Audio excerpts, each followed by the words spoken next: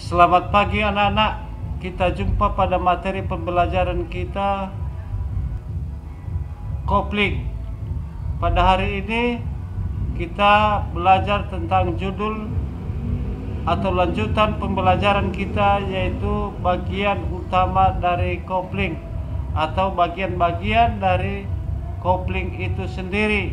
Kalau minggu yang lewat sudah kita pelajari jenis-jenis tentang sistem kopling itu sendiri. Nah, mari kita perdalam lagi di masing-masing komponen kopling itu sendiri.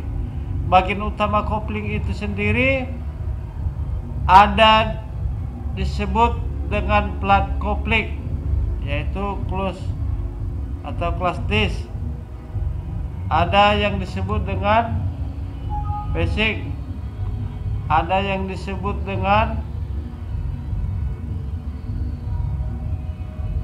cushion plat, torsion rubber, tutup kopling atau cloth cover, tipe pegas coil atau coil spring, atau pegas membran, diafragma spring, baru mekanisme penggerak kopling itu sendiri. Nah, kita lihat plat kopling atau class disk itu fungsinya yaitu meneruskan tenaga mesin dari roda penerus atau flywheel ke plat penekan atau pressure plat, dan selanjutnya ke input shaft transmisi. Jadi itulah fungsi plat kopling itu sendiri yang langsung menempel pada flywheel. Nah, bendanya ini dia, ya, ini bagian-bagiannya. Seterusnya facing atau kain kafas kopling itu sendiri, nah, yang fungsinya dipasangkan pada plat dengan cara dikeling, sedangkan cushion plat tersebut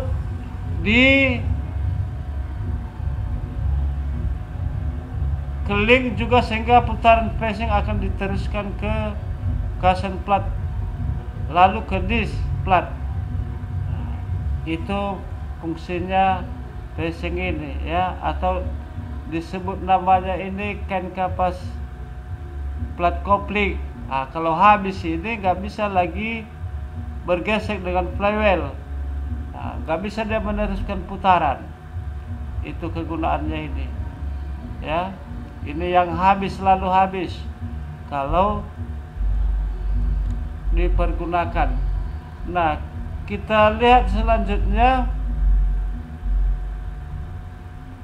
cushion plat. Nah, ini dia, ya, yang tugasnya nanti dirancang entah berbentuk bergelombang seperti yang terlihat pada gambar. Tujuannya adalah agar pada saat plat penekan menyentuh plat kopling, penekan dapat dilakukan dengan berlahan-lahan. Jadi inilah yang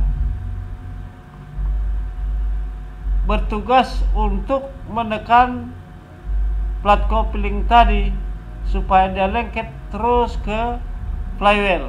Nah, ini dia, ya. Selanjutnya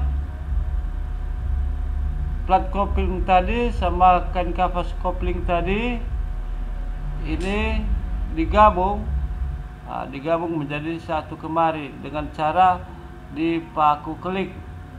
Nah, inilah yang menjadi satu kesatuan untuk meneruskan putaran. Torsion rubber merupakan bagian yang berfungsi untuk meredam getaran pada plat kopling. Dilihat dari bahannya, torsion rubber terdiri dari dua jenis berupa pegas coil.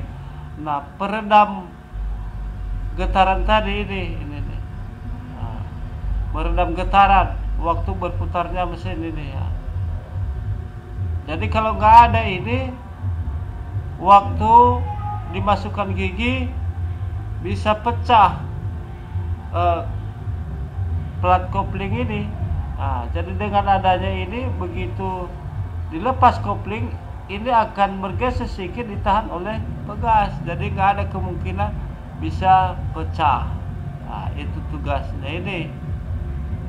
Selanjutnya tutup kopling atau cloth cover. Tutup kopling terpasang pada roda penerus atau flywheel oleh beberapa baut yang berputar bersama-sama dengan plat kopling sesuai dengan kecepatan mesin. Nah, tutup kopling dibagi menjadi dua tipe, yaitu tipe pegas coil dan tipe pegas membran diafragma. Nah, ini ya, ini dia, inilah tipe pegas. Nah, ini pegas dari dalam. Nah, pegas inilah yang menekan plat kopling. Nah, dan rumahnya ini selalu terikat di flywheel itu sendiri, didudukannya ya. Inilah yang menahan rumah kopling itu sendiri. Ya, ini bautnya. Ya. Selanjutnya ya, cloth cover terdiri dari plat penekan yang dibuat dari baja tuak yang diratakan dengan halus dan berfungsi untuk menekan plat kopling terhadap roda penerus dengan adanya tekanan pegas kopling. Kopling tipe ini dilengkapi dengan pegas coil, pegas spiral. Nah, pegas inilah yang disebut dengan pegas membran ya, ini atau diafragma, bentuk diafragma. Kalau yang tadi dia pakai pegas. Nah, inilah yang satu kesatuan yang dibautkan di flywheel. Nah, tugasnya pegas inilah yang menekan rapat. Nah, ini menekan rapat plat kopling ini ke flywheel sehingga ini tetap ikut berputar. Nah, yang menekan rapat ini sehingga gesekannya kuat adalah pegas kopling itu sendiri atau ini pegas ini ya.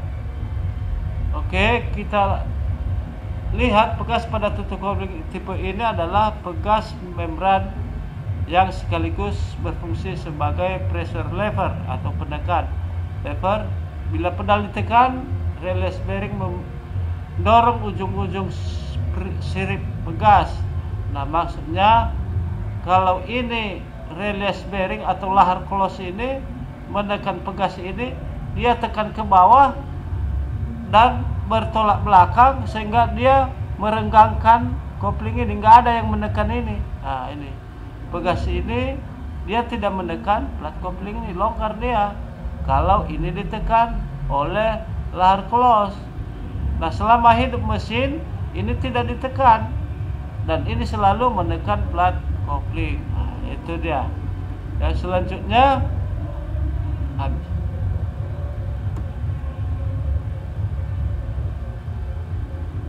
habis. Berarti videonya kita habis 10 menit.